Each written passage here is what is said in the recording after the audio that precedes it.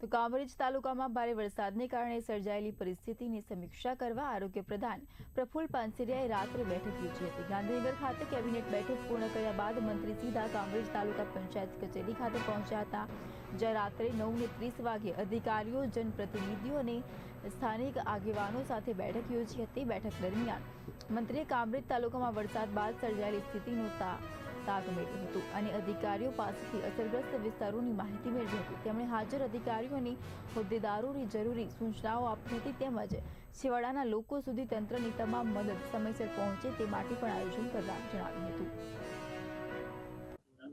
કામરેજ તાલુકાના તમામ ગામો અને આજુબાજુની ઘણી સોસાયટીઓની અંદર વરસાદના પાણી જે એક સાથે લગભગ 16 ઇંચ વરસાદ કામરેજ તાલુકામાં પડ્યો, જેથી કરીને વરસાદનું પાણી ક્યાંય સમાતું ન હતું અને એ સોસાયટી વગેરેને અંદર હતું।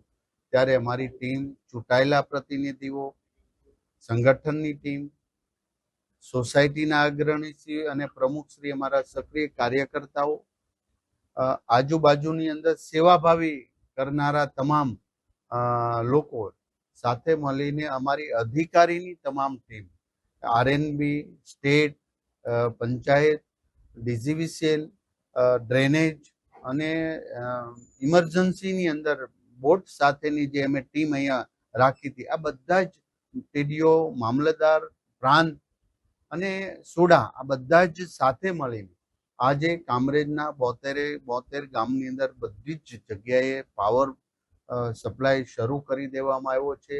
કોઈ જગ્યાએ એક ગામમાં પાણીમાં તણાવવાની જાનહાનિ કામરેજ તાલુકામાં થઈ છે, જે ગંભીર બાબત છે અને દુઃખ વ્યક્ત કરીએ।